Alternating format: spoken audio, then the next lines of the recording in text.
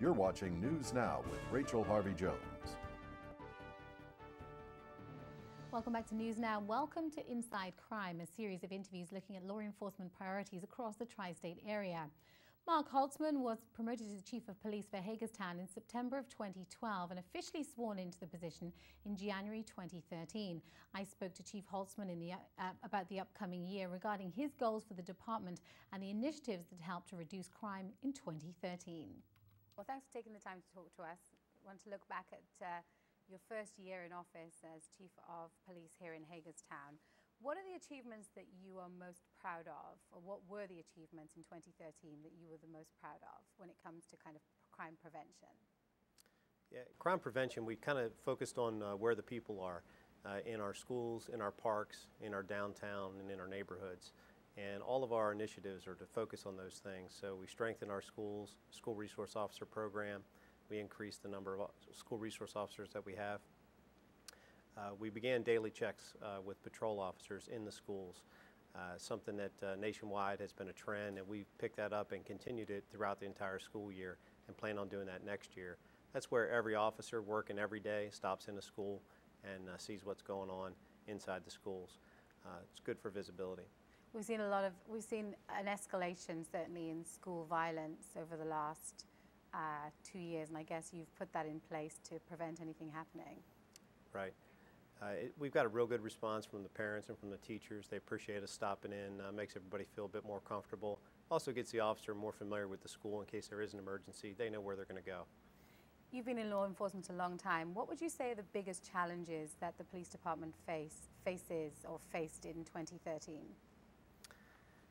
Challenges we faced, overall in crime trends, we saw an increase in burglaries and robberies, also homicides, and a dramatic change in the drug scene with the increased use of heroin in the area. So all those have really put a strain on our resources.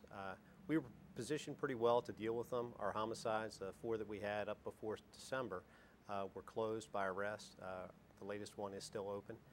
And the burglary series and robbery series that had popped up during the year, we were able to put those to rest and make arrests, in some cases with the help of the community.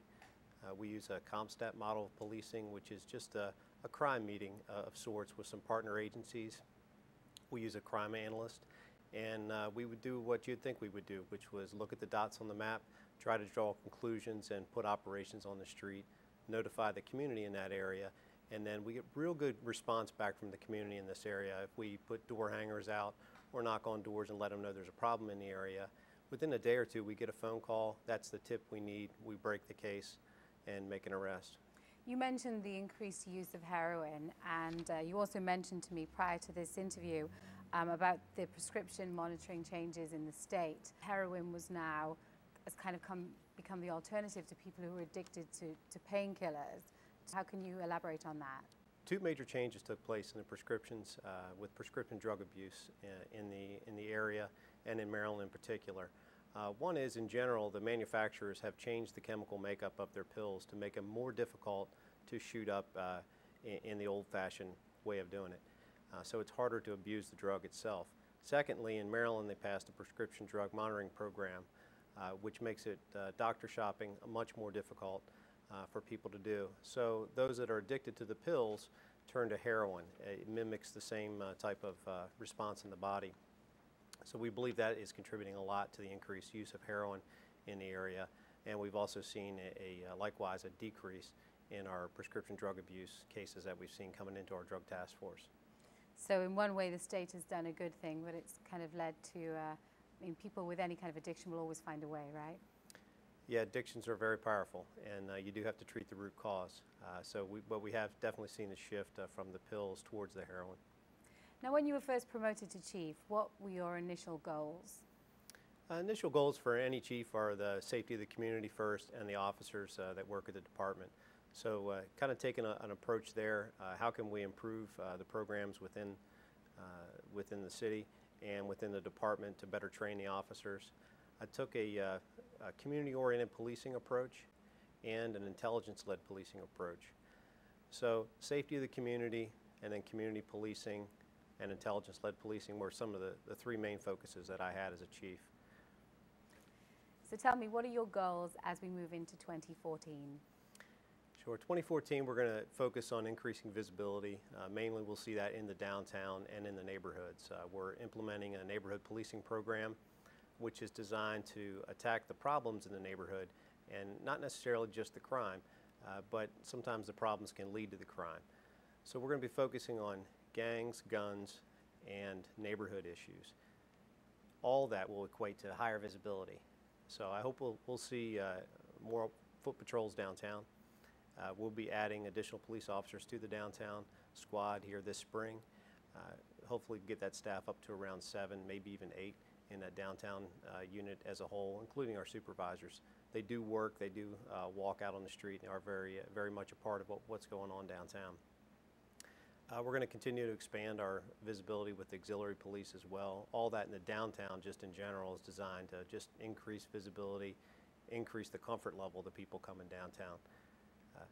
Across the city, we're going to be focusing on gangs and guns, reducing both of them on the street.